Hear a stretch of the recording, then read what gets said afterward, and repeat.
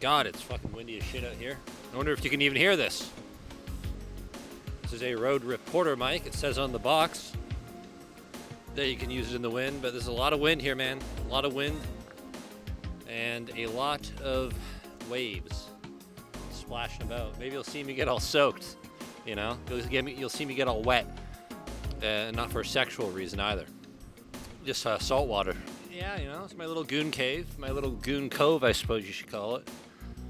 My little goon cove where I hang out and goon. By goon, I mean drink IPAs and smoke spliffs. I don't really like the way weed tastes, but I do enjoy getting high. I like how it feels. I don't know. I like it with tobacco. I like it like 60-40 tobacco weed sort of thing. Ganja, grabba. I have an Asian friend who calls it grabba. That's kind of funny, I suppose. But yeah, no, man. I ride my little bicycle, my little pussy-mobile. I actually call it a pussy-mobile. That's much less of a bicycle, much more of a pussy-mobile because of how sexy it is and how sexy I look riding it, you know? Of course, a bicycle as my main mode of transportation is my preferred way of getting around. Why would I ever want anything else, you know? I would willingly choose this over something like a car where you just get in and drive and it takes a million times quicker. I'd rather just cycle around like a retard. But no, honestly, like, jokes aside, now that I ride a bike everywhere to get around everywhere, it's pretty sick. It is cool. I just wish cycling and cyclists weren't such utter dweebs and nerds and assholes. It's pieces of shit, you know? It's impossible to look cool on a bike. It's impossible. You look... I don't know how you'd pull it off. You could get... I'm trying to think of, like, you could put Napoleon on a bicycle. It would look gay. It doesn't matter. It doesn't matter who you are. You're on a bicycle, you look gay. I have a family member who's named after a cyclist, which is absurd to me. A girl named after a male cyclist. They were watching the French 400 or whatever you call it, where they race their little bicycles around France. One of them liked the name of one of the people, and so now that's the name of my family member who I haven't seen in like 12 years, and honestly don't really want to. It's a vibe though, man. I love this weather. This is my favorite weather. What was I gonna say? That's what it was. I have a theory about morality, which is fun to say, and it's not just... I read theology. This is probably someone else's idea that I've rebranded. I think it's probably C.S. Lewis, actually. It doesn't matter, though. Morality is like a circle, okay? A very large circle, and in the middle of said circle is everything that is good and beautiful and true and admirable and correct. That's God, or perfect morality, or perfection. Whatever word you want to use for it, the source, that's that. But then outside of that, what you have is just a massive, massive sphere. It's more of a sphere than a circle, actually. A massive, massive sphere. And every human who's ever lived is somewhere within or without of this sphere. Okay?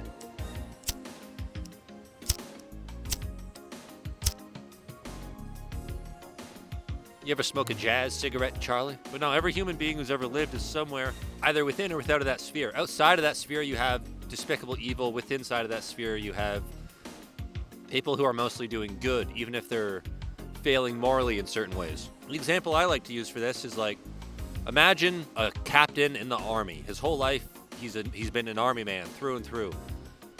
He's very stern, very conservative, values the responsibility of following an order over the morality of necessarily the order, okay? He's within the sphere, doesn't really for murder. Even if he did, you know, that would lower his rank or raise his rank on the sphere. He's very prudent financially. His morality is derived from taking care of the people he loves. He thinks that's important. But as a consequence of that, he doesn't value art or anything. The creativity in his mind is something that is just for losers or freaks or hippies or something. The inverse of that would be a loser or a freak or a hippie or something. Let's just say an artist, okay?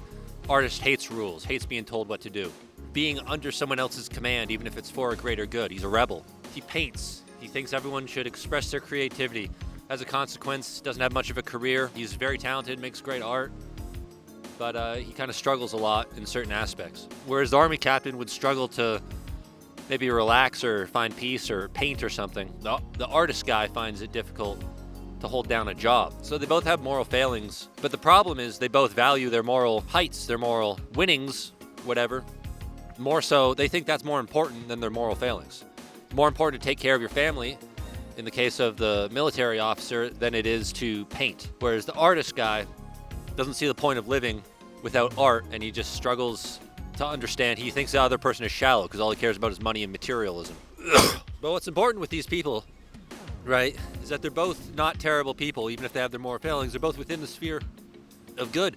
They might vehemently hate each other. They could be on polar opposite sides of the sphere, but they're both coming towards a perfect good in their own way, in their own flawed human way. Another way to think of it would, I guess, suppose just be left brain versus right brain thinking in this analogy. But then you have someone, but these guys, even if he cheats on his wife, you know, he's addicted to pot or something, whatever, they're still within the realm of moral good. But then you have someone like, I don't know, this guy loves cutting off women's heads because they tried to learn how to read. Uppity bitches. His whole sense of morality and world, maybe he was a child soldier, you know, maybe he's never had it doesn't matter. Now he's a 33-year-old man who rapes and murders Christian women for fun, cuts off people's heads on camera. He would be outside of the sphere.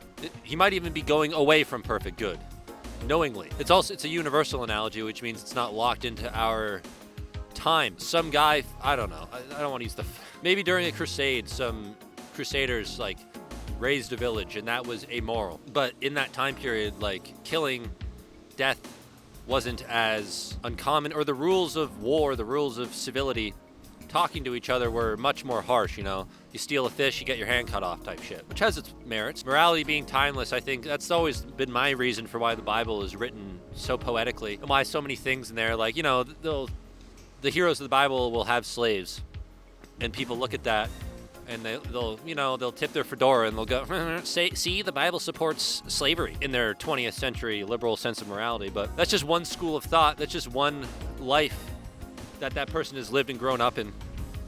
There's other different moral systems that people have gone by. You could make a pretty strong argument that some people need to be slaves because they have a slave spirit and they just can't manage themselves. You know, that's why you're told to treat your slaves well in the Bible. It's not like permission to treat them poorly because they're your servants or justifying it. It's like, these are your slaves, they're your people underneath you. Be good to them. And you should say too, just because we don't call people slaves anymore doesn't mean they aren't slaves. If you're working at McDonald's, like living off of rice and beans, paying exorbitant rent, you're basically a serf. You are a serf and or a slave or a subject. You aren't called that these days because the system works differently. So the language changes throughout time and space. Religious texts like that are timeless have to be written in that way. It wouldn't make sense otherwise. If you were in the 13th century, the system couldn't even work because people had slaves. All this stuff takes time, you know, it's cyclical. Abolishing slavery took a few hundred years in the British Empire's entire fortune. They just paid that shit off in like 2007 or something. If you do the math, I read that. It's absurd. I don't know. So you have a circle and everyone's coming at the morality. And I guess that's why it's spherical too, right? Because if it were 2D, it would be one time, one plane of existence, but it's not. It's all of time in every plane of existence. And all of this stuff is very high-minded, and this is why, like, the truth would be terrifying or difficult to comprehend. It would be incredibly difficult to portray in English. Taking facefuls of hot, salty liquid in my face, sitting here, looking at this water. It's nice. I like it when salty fluids are sprayed in my mouth. It really gets me going.